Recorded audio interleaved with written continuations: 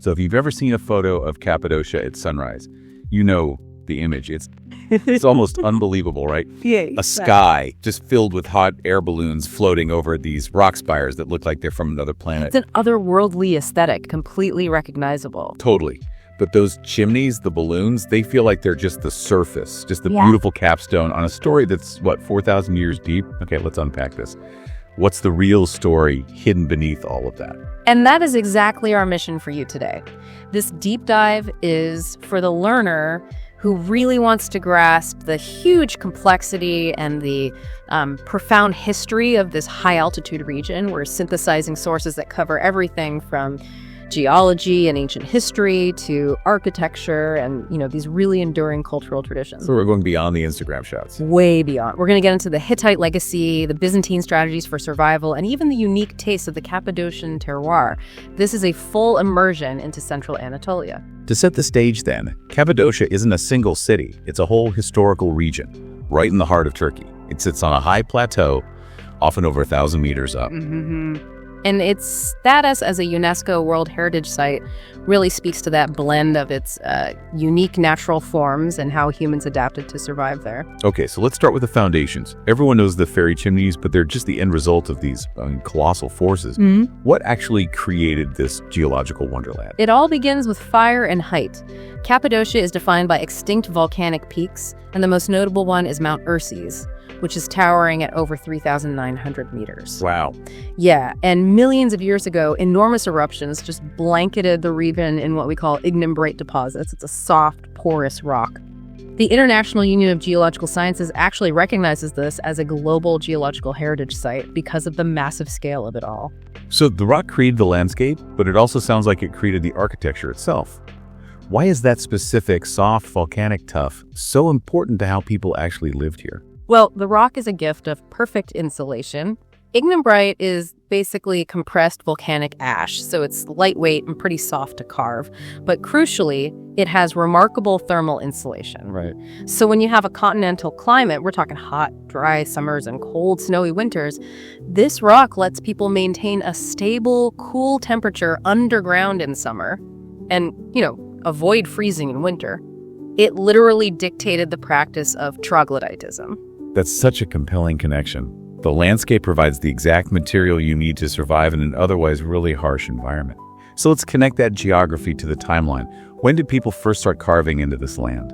The history here is just immense. This region was known as Hatti, the core homeland of the Hittites during the Late Bronze Age.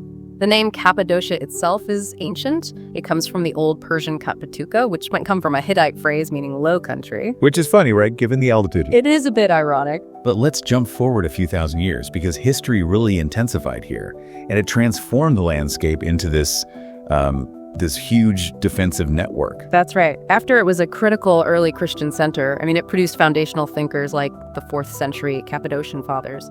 The whole geopolitical environment turned violent. Starting in the 7th century, the region became this volatile Byzantine frontier. Constantly facing raids. Constantly raids from Muslim Arab armies. And this wasn't just minor skirmishing. This was sustained warfare that lasted for centuries. And that necessity for protracted hidden protection is the primary reason. The primary reason for the proliferation of the massive underground cities and all the rock-cut dwellings we see today. And that fear, that constant threat of invasion, it led to this centuries-long lifestyle of living in these rock-cut homes.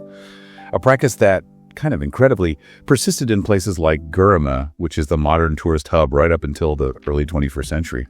And the scale of that defensive adaptation is just breathtaking. Let's look at the underground city of Kaimakli. Its ancient name was Enigup. Okay. Its huge expansion happened specifically during those Arab-Byzantine wars between 780 and 1180. Sources suggest Kaimakli was so integrated into the regional defense that it was possibly connected to the nearby Derinkoyu underground city by a colossal tunnel. Wait, a tunnel? How long? 8 to 9 kilometers. You're saying a 6-mile tunnel connected two massive underground civilizations? That sounds almost mythological. Was that just for military use, or could civilians escape through it?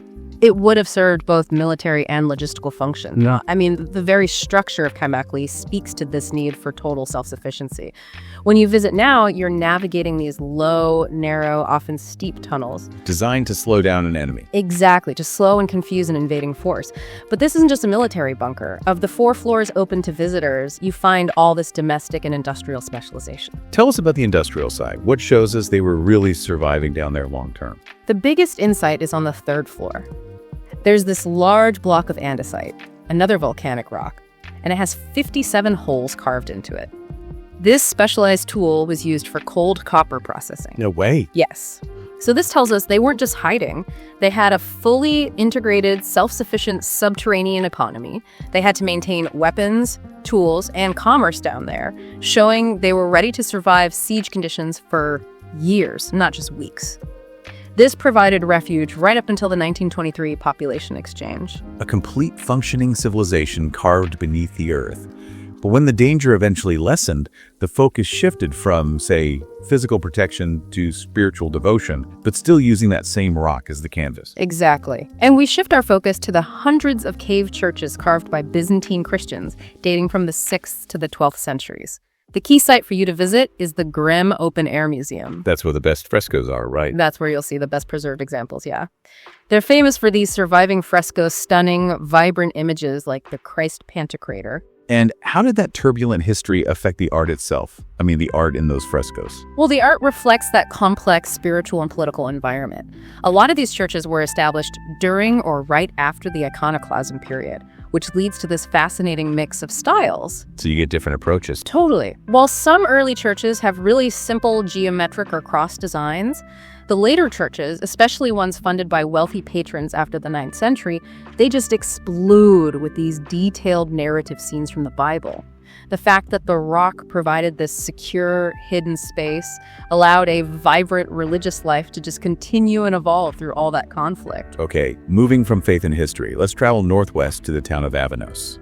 Here, the focus shifts from carving the rock to shaping the mud. Why is this town so central to Cappadocian identity? Avanos is, without a doubt, the historical heart of the Hittite pottery tradition. It's a craft that spans over 4,000 years. The continuity is just astounding. 4,000 years. And the tradition is sustained by the unique red clay that's extracted from Turkey's longest river, the Kızılırmak, or Red River, which runs right through the town. That rich, iron-heavy clay gives the pottery its distinctive color and durability. And the methods are just as old, I imagine, relying on muscle rather than electricity. Absolutely. The traditional craft uses the ancient kick wheel, powered entirely by the potter's feet. And for the learner planning a trip, getting involved in this is actually pretty easy. Oh, really? Yeah, lots of workshops in Avanos, including famous spots like Chez Galip. They offer 1 to 2 hour hands-on sessions. As of 2025, you could probably expect a session to cost between 100 to 200 Turkish lira, and they handle everything: firing, glazing, and even shipping your piece home. It's a direct physical connection to the Hittite past. That's incredible. But staying in Avanos, let's pivot from that timeless craft to something genuinely modern, a little bizarre, and totally unexpected that's sitting right underneath one of those pottery shops. We have to talk about the Hair Museum of Avanos. It's such a stark cultural counterpoint. It's located right in the basement of Chez Galip's shop, and this collection started accidentally back in 1979.